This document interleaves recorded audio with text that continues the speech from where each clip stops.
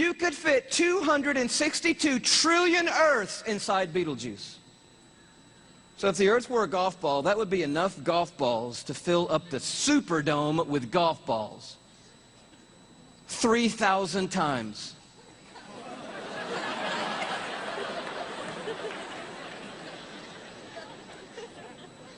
When I heard that as a teenager, that stumped me right there. Because most of my praying had been advising God, correcting God, suggesting things to God, drawing diagrams for God, reviewing things with God, counseling God. The third star, can you go a little bit bigger with me? The third star is called Musifi. Here it is in the night sky. It's that gold star to the top left. We have the big image of it. It's 3,000 light years away, but I just want you to see it in the span of all these little glittering stars so that you know that at times when you look up at night, it is not just twinkle, twinkle, little star, how I wonder what you are. I'm telling you what you are. What you are is intense and huge and massive and ferocious is what you are. And this one used to be called Herschel's Garnet Star. Check it out. If the Earth were a golf ball, Musifi would be the width of 2 Golden Gate bridges end to end. Apparently, you're going to need to go from New York to the West Coast. Go to San Francisco with your family and your golf ball. Place your golf ball at the beginning of the Golden Gate Bridge. Go across the bay into Oakland to a high place where you can see the entire Golden Gate Bridge. Another second Golden Gate Bridge will be in your imagination. Span all the way back the 2 Golden Gate Bridges to the very beginning and find your golf ball over there. That's the Earth, and somewhere you're on it. One of the stars in the Milky Way galaxy. It's so big you could fit 2.7 quadrillion Earths inside this one star. Thank you so much. Where have you been all night? Now, quadrillion we have not talked about, and I need to explain this just briefly because I don't know about you, but I do not understand the national debt or any numbers bigger than about $875.28. I get that number. Go bigger than that, I don't know. But you need to understand a quadrillion, okay? Because this star is crazy big. A quadrillion, let's do it this way. Everybody knows a million, right? How many of you know what a million is? You can kind of get your head around a million. Everybody? All right. You know that a billion's 1,000 million, and a trillion is 1,000 billion, and a quadrillion is 1,000 trillion, right? Everybody knew that? Here's the perspective. This changed my life, right? A million seconds ago, 12 days ago. Isn't that cool? See, that saves you doing that on your little calculator at home, which I dare you to try to do when you get home tonight. But a billion seconds ago? You're thinking, oh my goodness, if it's 12 days ago, I'm going all the way back to like September with you, Louis. This must be crazy, right? How about May 1975 is a billion seconds ago? You're like, whoa, that's a little bit bigger than a million. Oh yeah. A trillion seconds ago, you're like, I'm on the 1800s. No. Christopher Columbus? No. 29,700 BC is a trillion seconds ago. A quadrillion seconds ago, 30,800,000 years ago is a quadrillion seconds ago. We're talking about a really large number, and Musifi is so big, you could put 2.7 quadrillion Earths inside this one star. But it is not even the biggest star we have found. I love science, and science has just brought us the largest star they found. It's called, are you ready for this? Canis Majoris. Now, I'm no linguist, but that's a cool name for the biggest star we've found so far. I think that means the big dog star, and that's exactly what it is.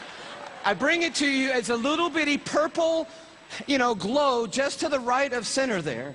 But Canis Majoris, oh wow, if the Earth were a golf ball, Canis Majoris would be the height of Mount Everest.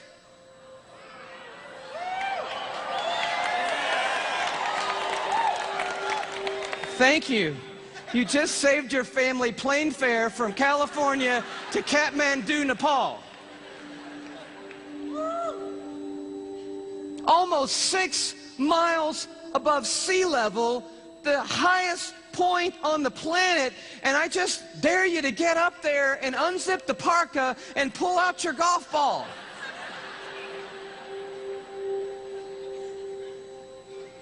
You could fit 7 quadrillion Earths inside Canis Majoris.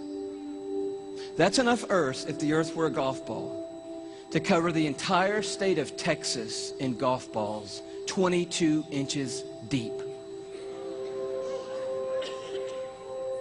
You see the one you're on?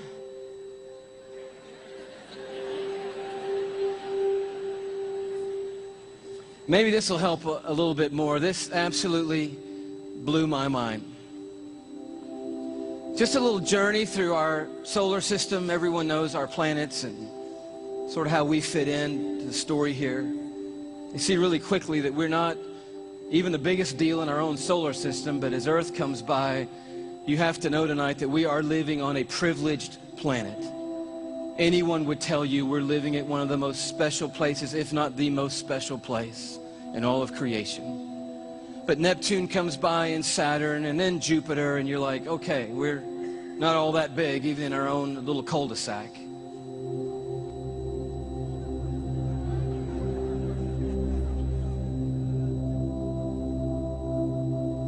I just noticed the blue dot fading away is not the Earth. That's Neptune. The Earth has gotten too small to see anymore. Sirius comes by. Little plug for satellite radio. Not the biggest star, but the brightest star that we have found so far. Pollux, which we didn't mention. Arcturus. Such a beautifully named one, Regal. But then the one that messed me up.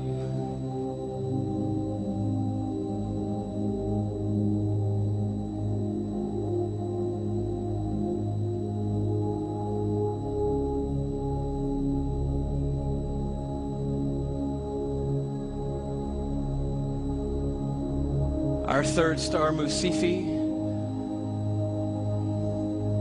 Musifi's cousin, W. Cephei.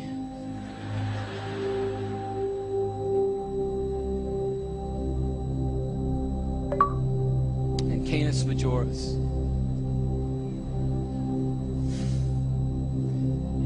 And do you know that you couldn't come up here right now with a Sharpie and make a mark on the screen that would approximate the size of our sun? You couldn't even do it. I mean, when you look at these in their relative size, we just have to put a little arrow over there that says, if you could put the sun on here, which you can't, it would go somewhere about here.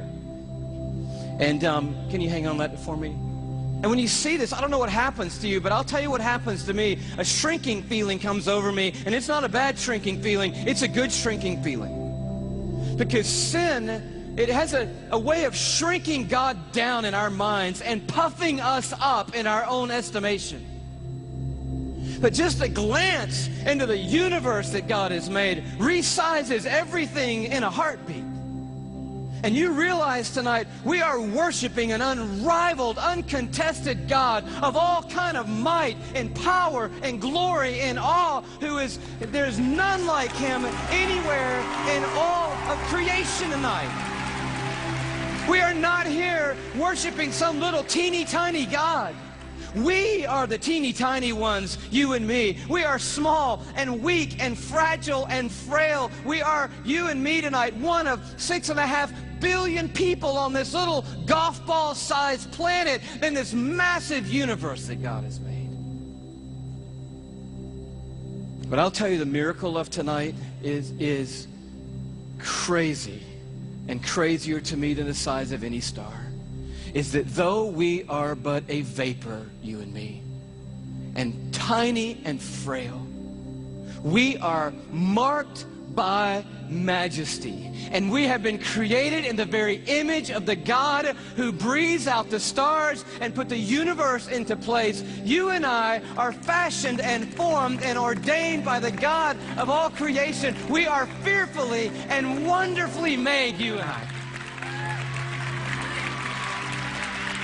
We are a miracle. You're